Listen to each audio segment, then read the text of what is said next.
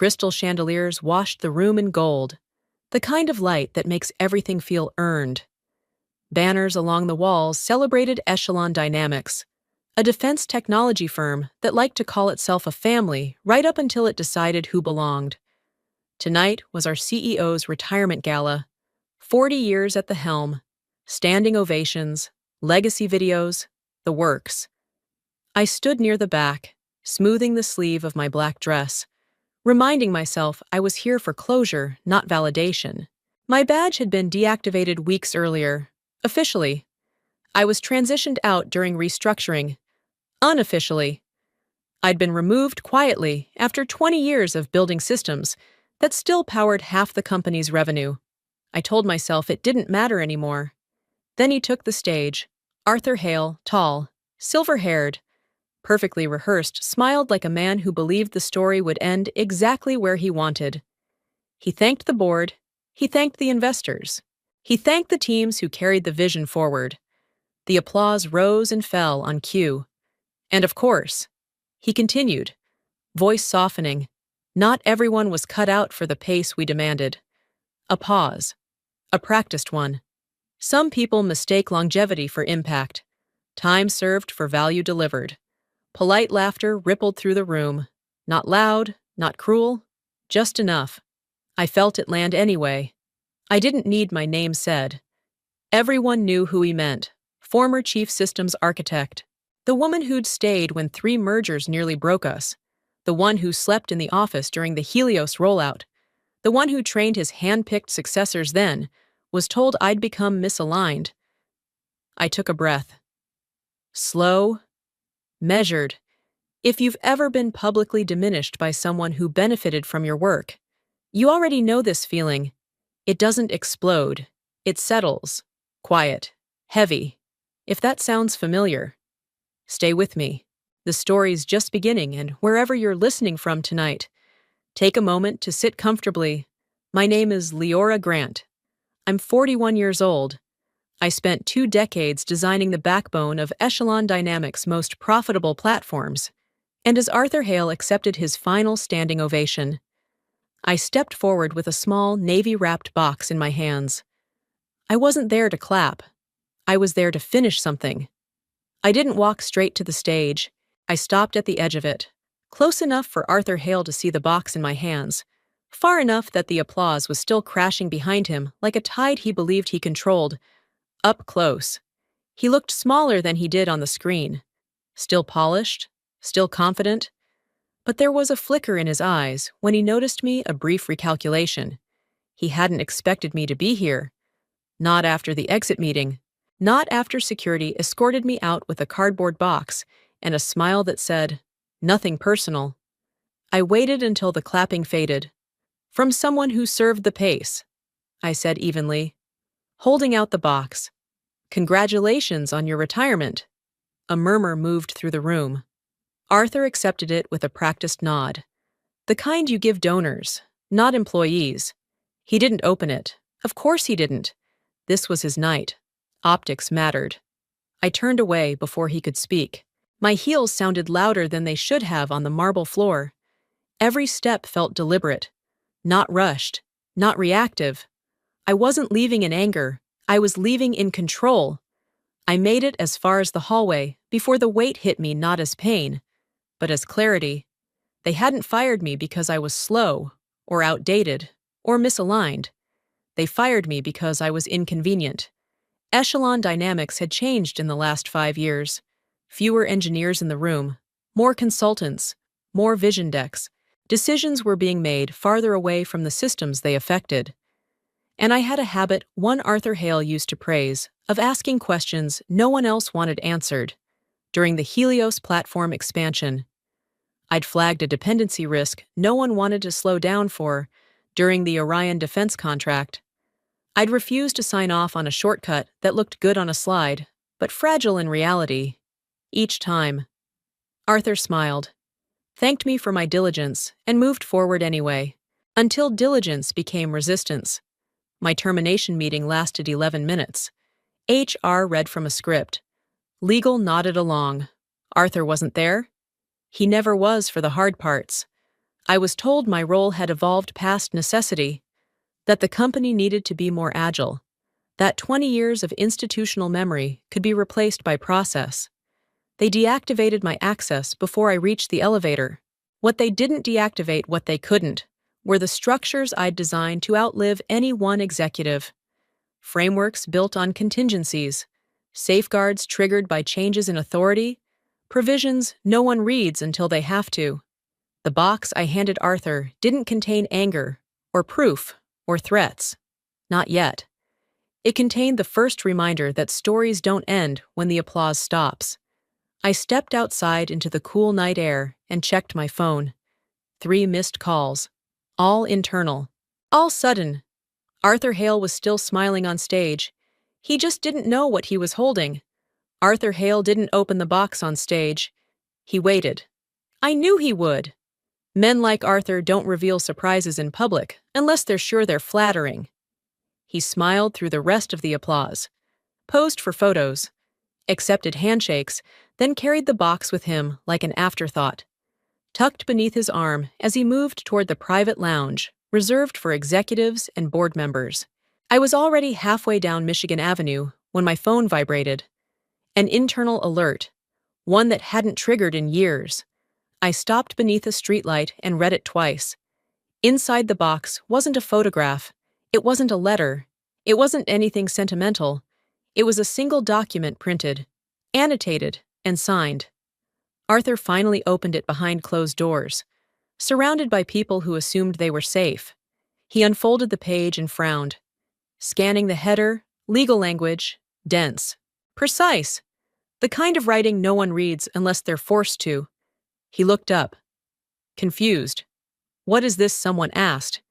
It was the Continuity Authority Addendum, a clause I had written 15 years earlier during Echelon's first major defense acquisition. At the time, Arthur had waved it through with a distracted nod. Standard redundancy, he'd said. Good risk hygiene. The clause was simple, elegant. If the chief systems architect role was terminated without cause, operational authority over core platform governance would temporarily transfer pending review to the last certified architect of record. Me. Arthur read it again. Slower this time. That's not enforceable, he said. Too quickly. Someone from legal shifted in their chair. It is, she replied, and it's already been triggered. Outside. My phone vibrated again. Access, pending review, governance lock active. Arthur stood up. Call it, he snapped. They already had. What Arthur never understood was that systems remember who built them.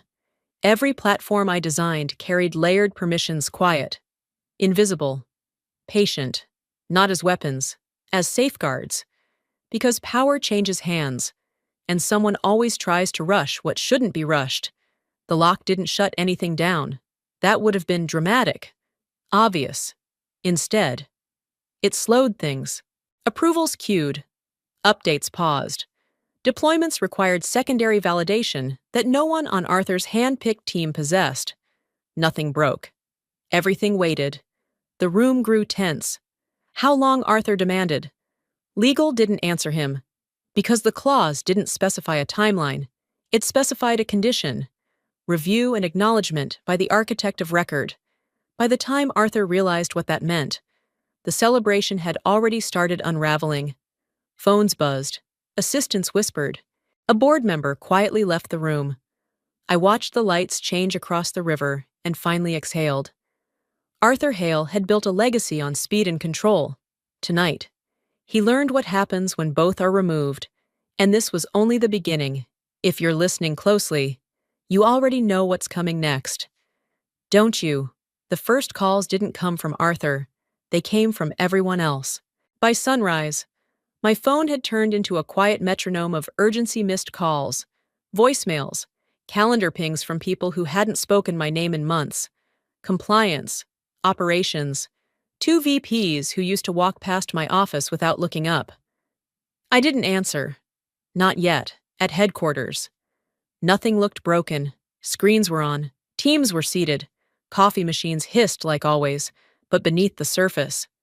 Movement slowed. A release window stalled because an approval loop couldn't close.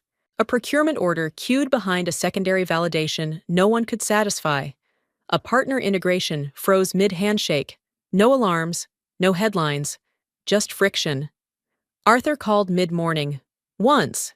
Then again. Then from a private number. I let it ring.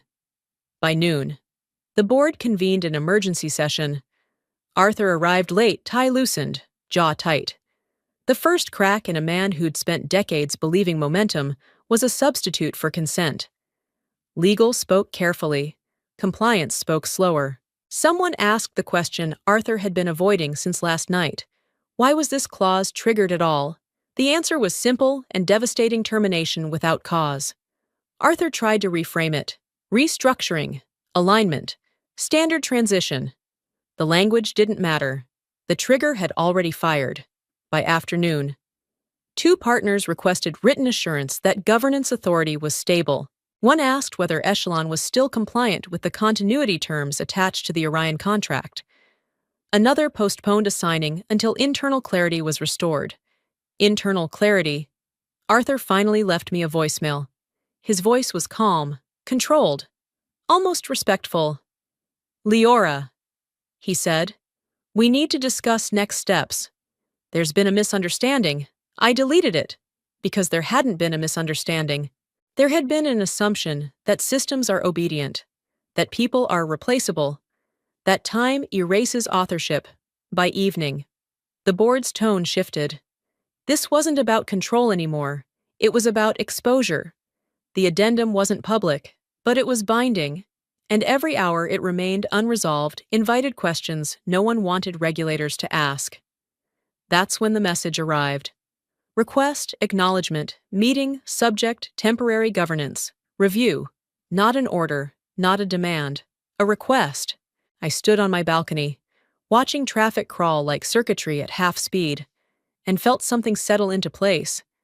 Not triumph, not revenge, leverage. Arthur Hale had spent 40 years telling people who mattered, in less than one day. The system answered for me, and tomorrow, they would have to listen. The conference room hadn't changed. Same glass walls, same long table, same city skyline stretched behind it like a promise someone else had already spent. I arrived 10 minutes early. Not out of habit, but intention. Timing mattered now. It always had. They were just late to noticing. Arthur Hale entered last. He didn't sit at the head of the table. That was new. He chose a chair slightly off-center, as if proximity to authority might still imply ownership. Legal took one side, compliance the other. Two board members joined remotely, their faces boxed and muted until needed. I didn't offer pleasantries. "We're here to acknowledge the Continuity Authority Addendum," I said, opening my folder. "And to define the scope of the review?" Arthur leaned back. "Let's be clear," he said evenly. "This situation is temporary. Everything is," I replied, "including misunderstandings." Silence followed. Not awkward, measured. Legal cleared her throat. Per the addendum, operational governance remains paused pending acknowledgement by the architect of record. "That's me," I said. "For now." Arthur's jaw tightened. "What do you want, Leora?" There it was. Not what do you need. Not how do we fix this. Straight to transaction. Arthur had always believed outcomes were purchased, not negotiated. "I want accuracy," I said. "On paper." I slid a document across the table. Conditions, not demands. Restoration pathways. Compliance confirmations. A formal acknowledgement that my termination had been executed without cause, and therefore without procedural review. Arthur didn't touch it. "This is unnecessary," he said. "We can resolve this quietly." "That depends," I replied. "On what you call quiet." Compliance leaned forward. "Arthur," she said carefully, "we need this documented." The remote board member unmuted. "We also need assurance that governance won't be interrupted again." I nodded. "It won't be. Once the record reflects reality." Arthur exhaled through his nose. A controlled release. He was recalculating, measuring how much pride he could afford to lose against how much risk he couldn't. And after this acknowledgement, he asked, "After," I said. "Authority returns to the office. Processes resume. No disruption, no spectacle. And you, I leave." I said, on my terms. With the record intact, the room stayed still. Arthur looked at me, then not as an employee, not as a problem, but as a variable he'd misjudged, for the first time. He understood that the systems hadn't betrayed him. They had remembered me. "Fine," he said finally. "Draft the acknowledgement." Legal moved quickly. Compliance nodded. The board member approved the path forward. Arthur didn't look relieved. As the meeting adjourned, he lingered. "You planned this," he said quietly. "I gathered my folder. I planned for this." I corrected. "There's a difference. Outside." The city hummed back to full speed. Inside, something irreversible had shifted. Arthur Hale no longer set the pace, and in the next 48 hours, the consequences would spread far beyond this room. There was something in the back that no one expected. The acknowledgement was signed by evening. Clean language, careful phrasing, no admission of fault, just confirmation of sequence. That was enough. The governance lock eased, not released, like a hand loosening its grip without letting go. Approvals resumed, queues cleared. The system breathed again. And then the ripples reached the shore. Partners noticed first. They always do. A delayed integration here, a rescheduled signing there. Nothing dramatic, just enough to prompt questions that didn't come through Arthur anymore. They came through compliance, through legal, through channels designed to remember. By morning, 3 counterparties requested addenda of their own, not confrontational, protective. They wanted assurances that continuity had teeth, that governance wasn't ceremonial, that Echelon could still vouch for the integrity of its platforms without improvisation. Arthur called a press check-in and canceled it an hour later.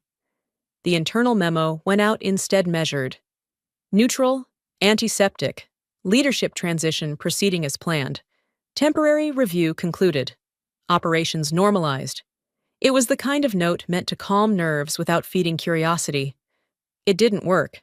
By midday, analysts were asking why a temporary review required board oversight. By afternoon, a trade reporter emailed compliance with a single question that landed heavier than a headline. Who authored the continuity framework currently cited in your contracts? The answer was already in the filings. Arthur's office grew quieter. Doors closed more often. Meetings shortened. People spoke in the hallway again, soft. Precise conversations that ended when he passed. Momentum, once automatic, now required permission. I watched from a distance, not from the sidelines from the record. I hadn't given interviews. I hadn't posted statements. I didn't need to. The story wasn't about me reclaiming a role. It was about the company realizing it had confused visibility with value that afternoon. Arthur sent another voicemail. Different tone. No edge. "We can still shape how this looks." He said, "You understand the stakes." I did. That's why I didn't answer. Because shaping how things look is a luxury you have when the foundation is stable. When it isn't, the truth has a way of surfacing through the seams. The board scheduled another session. This one included risk, external counsel, a representative from a partner who never attended unless something had already gone wrong. They didn't ask for me. They asked about me by evening. A quiet note circulated among senior leadership, all legacy governance documents under review. Attribution required. Attribution. It's a simple word. It means naming the source, acknowledging authorship, remembering who built what and why it still holds. Arthur had built a career on being the face of progress. That week, Echelon began learning the cost of forgetting the hands, and in 48 hours. The final decision would be made not by Arthur, not by me, but by a board that finally understood the difference between ceremony and continuity. The board meeting wasn't announced. No calendar invite. No agenda circulated company-wide. Just a quiet pull of people who mattered into a room where reputations were weighed against risk. Arthur arrived early this time. That alone told me everything. He sat straight-backed, hands folded, listening as outside counsel walked through the timeline again, slowly, carefully, with none of the reverence Arthur had grown accustomed to. Dates, decisions, signatures, the addendum, the termination, the trigger. No emotion, just sequence. When the question finally came, it wasn't dramatic, it was clinical. Why? One director asked. Was the architect of record removed without cause, while still named in continuity governance across active contracts? Arthur answered the way he always did, with confidence first, substance later. She was resistant to change. He said, the organization needed to move faster. Another director leaned forward. Did she violate policy? No. Miss deadlines? No. Compromise compliance? Arthur paused. No. The room absorbed that. Silence isn't empty when everyone knows what it contains. Risk spoke next. Speed without continuity isn't agility, she said. It's exposure. Arthur's jaw tightened. Are we really doing this now? He asked. After 40 years, that was the mistake. Boards don't like being reminded of sentiment when they're calculating liability. This isn't about tenure, counsel replied. It's about authorship and control. Another director looked up from the documents. Why wasn't the addendum flagged during succession planning? Arthur didn't answer immediately. Because the truth was uncomfortable. He hadn't planned for succession. He'd planned for absence. A ceremonial exit. A legacy reel. Applause. He'd assumed the system would carry forward because it always had. No one had told him the system remembered who built it by the time my name was spoken. It didn't sound like a problem to be solved. It sounded like a reference point. She's not asking for reinstatement. Legal said, she's asking for correction. That word landed differently. Correction implies error, not conflict. Arthur leaned back, exhaled slowly, and said, so what's the recommendation? The answer came without hesitation. A formal record acknowledging her role. An external statement clarifying governance continuity. And the director glanced up a reassessment of leadership decisions made during the transition. Arthur blinked. You're suggesting this reflects on me. It already does. Someone said quietly. When the meeting ended, no vote was taken. None was needed. Arthur Hale walked out with the posture of a man who understood. Finally, that his retirement speech had not been the end of the story. It had been the trigger. And the board had chosen continuity over ceremony, which meant the next move wouldn't be his. If you watch until the end, you will understand what everyone else missed. The statement went out at 9 o'clock the next morning, not during a market lull, not buried in a Friday release. It landed cleanly, deliberately, the way messages do when they're meant to be read, not managed. Echelon Dynamics announced a clarification to its continuity framework. Governance authorship acknowledged. Oversight reaffirmed. Language precise enough to satisfy counsel. Plain enough to be understood by partners who'd learned to read between lines. My name appeared once. No titles. No praise. Just attribution.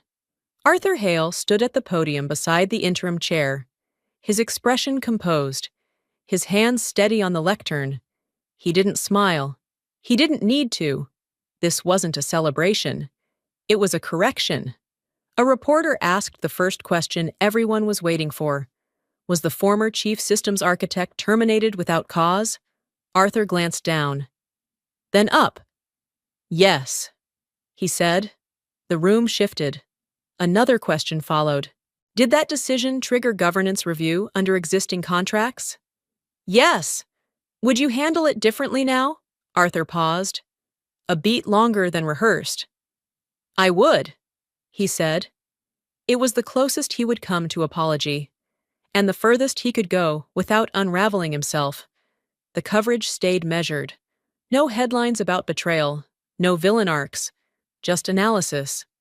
Why continuity clauses matter. The risk of sidelining institutional authorship. Lessons in succession planning. Arthur had spent decades shaping narratives. This one shaped him. Inside the company. The reaction was quieter and sharper. Teams shared the release with comments turned off. Engineers noticed the language. So did compliance. So did the people who'd once been told speed mattered more than questions. At noon, the board issued a follow-up memo. Succession review initiated. Governance documentation audit scheduled. Leadership decisions during the transition period under evaluation. Arthur's name appeared again, not as a subject, as a context. He called me that afternoon, not from a private number this time. I did what they asked. He said, "You did what the record required." I replied. Silence stretched. Then, softer. "Is that enough for the system?" I said. "Yes." "And for you," I looked out at the city, traffic moving like logic finally restored. "For me," I said. It already was. That evening, the partners who'd paused returned with signatures. The queues cleared completely. The system resumed at full speed this time, with guardrails visible to everyone. Arthur Hale's legacy reel would never include this chapter, but Echelon's future would, and tomorrow. The board would decide what accountability looked like when continuity demanded more than acknowledgement. The board's decision didn't come with drama. No emergency press conference. No forced resignation headline. Just a closed-door session that lasted longer than expected, followed by a memo released exactly 1 hour later. Arthur Hale's advisory role would conclude immediately. No extension, no honorary title, no ceremonial transition period. Effective now. The language was careful, respectful. It acknowledged his decades of service while drawing a clean line between legacy and liability. Succession planning would proceed under interim leadership. Governance oversight would report directly to the board for the next 2 quarters. Arthur was not mentioned again. Inside the building, the reaction was almost imperceptible. Meetings continued, calendars adjusted. People adapted the way organizations always do when certainty replaces charisma. The difference was subtle, but profound decisions slowed just enough to be checked. Questions were asked where silence used to sit. Arthur cleared his office that afternoon. Not with cameras, not with statements. Just a small box and a longer pause at the door than he probably expected. A man who had spent 40 years at the center of motion, now standing still, watching the system continue without him.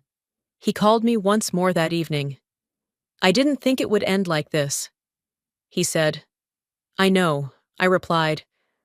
"I thought I was protecting the company. You protected the image." I said, "Those aren't the same thing." He didn't argue. There was nothing left to defend. "I should have listened," he said after a moment. "Back then." There it was. Not regret for the decision itself, but for the assumption that it wouldn't matter. I wasn't asking to be agreed with. I said, just accounted for. The call ended quietly. No reconciliation, no absolution. Just the understanding that some costs aren't visible until the ledger closes. The board reached out the next morning, not with an offer, with confirmation. The record would reflect authorship accurately going forward. My role in the company's continuity would be documented, cited, preserved. I declined anything further, not because I couldn't return, because I didn't need to. I had spent 20 years building systems meant to outlast people who confused authority with permanence. Watching one of them learn that lesson didn't feel like victory, it felt like resolution. Arthur Hale would retire without applause now, without a stage, without the illusion that legacy is something you announce rather than something you leave intact.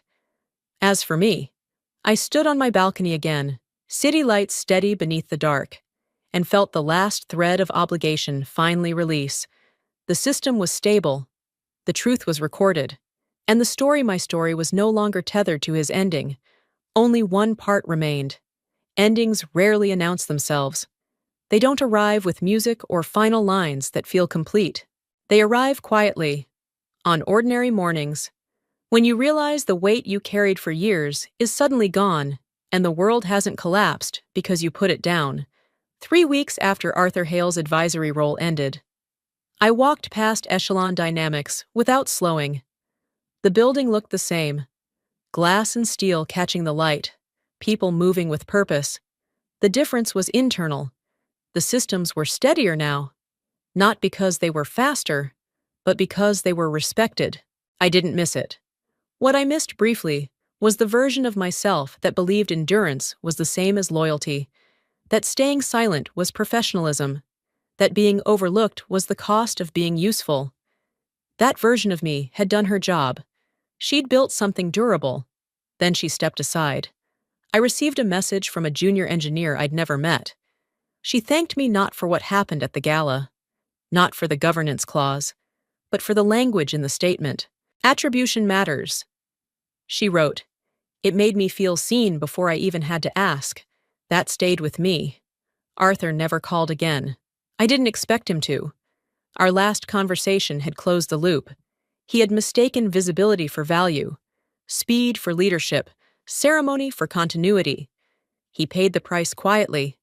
The way systems prefer. I didn't feel triumph. I felt alignment. A month later, I accepted a role outside the spotlight, advising on continuity frameworks for organizations that understood one truth: systems fail when authorship is erased.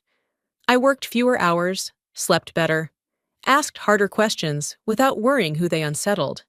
On my desk sits a small navy-wrapped box. Empty now.